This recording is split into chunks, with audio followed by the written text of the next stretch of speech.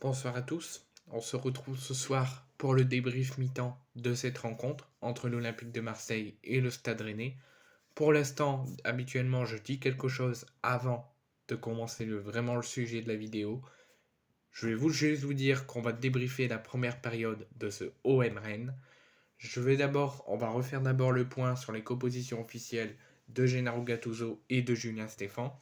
Pour Rennes, je vous l'annonce simplement. Pour l'OM, je vous l'annonce et je donne vite fait mon avis, mais je l'ai déjà fait dans la vidéo pendant la rencontre où j'ai fait une vidéo composition officielle. Donc vous pourrez déjà aller en cours de publication, aller déjà la retrouver et mettre un petit pouce bleu et donner votre avis. Donc, composition officielle de Gennaro Gattuso et de Julien Stéphan. 4-2-3-1 pour Gennaro Gattuso, Paolo Lopez dans les cages, Klos à gauche, Lodi à droite, Gigot et Mbemba en défense. Habituellement, c'est Balerdi qui est titulaire, il est sur le banc. Mon avis là-dessus, c'est que j'aurais aimé qu'ils mettent Bamo Meite titulaire, Kondogbia Unai au milieu, Sarr, Harit, Njai et Aubameyang en attaque. Moi, si vous voulez conserver son avis comme ça, cette composition comme ça, j'aurais mis Sarr, Harit, Njai comme il l'a mis, mais en attaque, j'aurais mis Aubameyang et Vitinha pour qu'on tente comme ça. Ensuite, pourquoi je dis que j'aurais aimé qu'il titularise Bamo Meite? Parce que depuis ce fameux match avec les graves incidents en dehors du stade et ce match reporté à mercredi 6 décembre entre l'OM et Lyon, Bamo Meite était présent titulaire. Gattuso l'a annoncé en conférence de presse pour le match qui suivait que Bamo Meite aurait été titulaire. Et depuis, il ne l'est pas, il ne joue plus aucune minute. Et j'aurais aimé enfin qu'il montre toutes ses qualités, tout ce qu'il a en sa possession sur ce match, et même il aurait dû déjà être titulaire bien avant. Et surtout qu'aujourd'hui c'est son anniversaire, donc j'aurais aimé qu'il ait un tout petit peu de minutes et qu'il puisse montrer cette progression, tout ce talent de jeunesse, et qui pourrait peut-être aider l'OM dans cette rencontre. En tout cas, il n'est pas titulaire et j'espère que dans la deuxième période, au vu peut-être du score et de ce qui va se passer, j'aurais aimé qu'il rentre et qu'il marque. Ensuite, donc la composition, donc dans la globalité, j'en ai un petit peu dit plus dans la vidéo pendant la rencontre que j'ai faite sur les compositions, mais dans la globalité, hormis la titularisation de Bamoumeite, que j'aurais aimé qu'il le soit, la surprise Balerdi et l'association Aubameyang-Vitinha, j'aurais aimé qu'ils le mettent. Et j'aurais aimé aussi une dernière chose, elle n'est pas dégueulasse la composition, elle est très offensive, elle va très bien pour cette rencontre, même s'il y a des choses que j'aurais aimé qu'il fasse autrement. J'aimerais qu'il tente au moins une fois de mettre Murillo. Ça fait très longtemps qu'il n'a pas joué. Certes, il a joué en sélection, mais ça serait bien qu'il joue un petit peu quand même.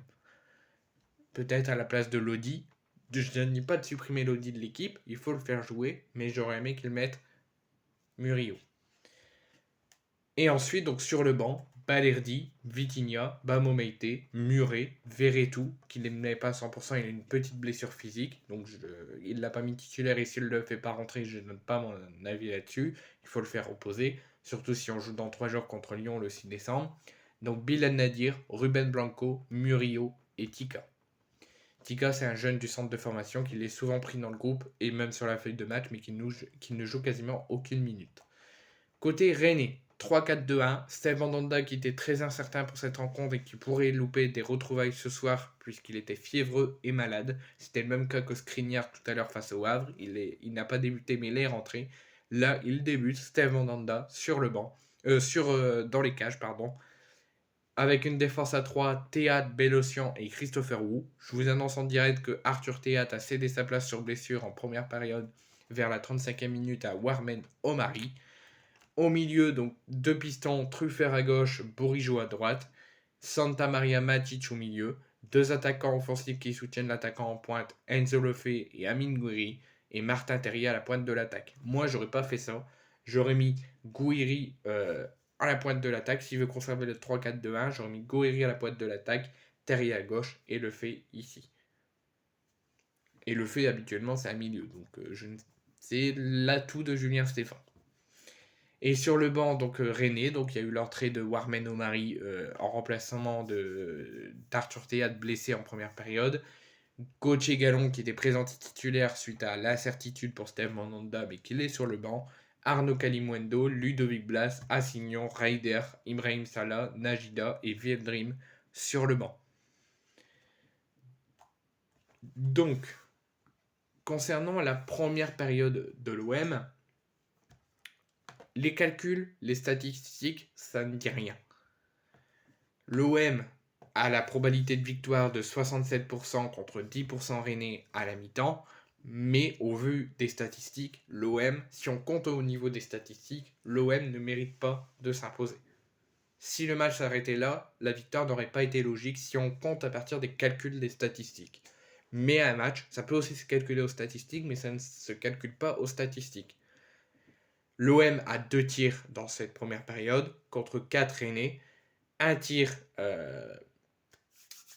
cadré sur les 2 pour l'OM et 0 tir cadré sur les 4 Rennais. 61% de possession pour les Rennais et 39% pour l'OM. Tout à l'heure, Le Havre-Paris, Le Havre a tout dominé. Si on comptait aux statistiques, si on comptait à la physionomie de la rencontre, Le Havre méritait de gagner. Donc, on va quand même faire un point sur cette première période. L'OM mérite clairement de gagner.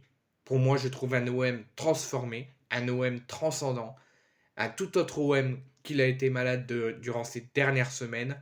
Je trouve pas le même OM que face à l'Ajax, mais je le trouve encore mieux, avec beaucoup de contre-attaques, beaucoup d'allants offensifs, beaucoup de vraie envie d'aller chercher un résultat et de grappiller 3 points avant les 3 points de plus qu'on, j'espère qu'on aura mercredi pour le match reporté face à Lyon.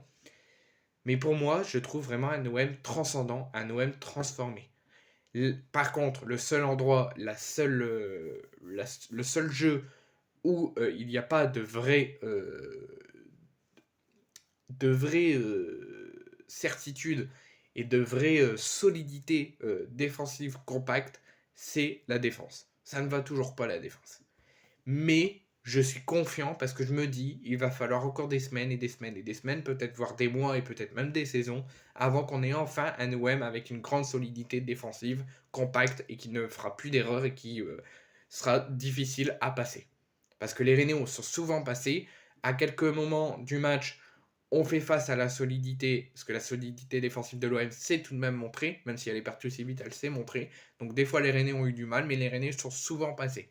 Et il y a eu souvent des erreurs, et Chancel Mbemba qui fasse attention, parce qu'il a fallu faire la même qu'il l'a fait à Amsterdam en Ligue Europa. Et pareil pour Klose, mais lui il a plus mieux géré. Donc la défense, je suis inquiet encore, mais je vois du mieux. Il va falloir mieux compact, même mieux oppresser les Rennais pour éviter qu'ils passent en deuxième période. Et il faudra vraiment retravailler la solidité défensive sur les prochaines rencontres et sur les prochains entraînements. Et ensuite, sinon, au niveau envie, au niveau pression, au niveau pressing, au niveau intensité offensive, tout est parfait. Pour moi, l'OM, si ça arrêtait là, l'OM méritait même plus de marquer de buts, 2, 3, 4 buts. Et surtout, il va falloir être sérieux parce que contre Strasbourg, on a fait une première période pareille. La défense un tout petit peu fébrile. Le niveau offensif compact, sérieux, appliqué bien dans le match. Et deuxième période totalement différente, totalement merdique. Et on a fait match nul et on a fait une nouvelle contre-performance. Là, ce qu'on montre là, il va falloir mieux serrer les vis et mieux être sérieux en défense. Et il va falloir récidiver en deuxième période pour aller marquer plus de buts et chercher un résultat et grappiller tous les points de retard qu'on a perdus. Vraiment. Pour l'instant, je suis serein, je suis satisfait, mais il faut encore en faire plus pour gagner cette rencontre et faire concéder la première défaite à Julien Stéphan.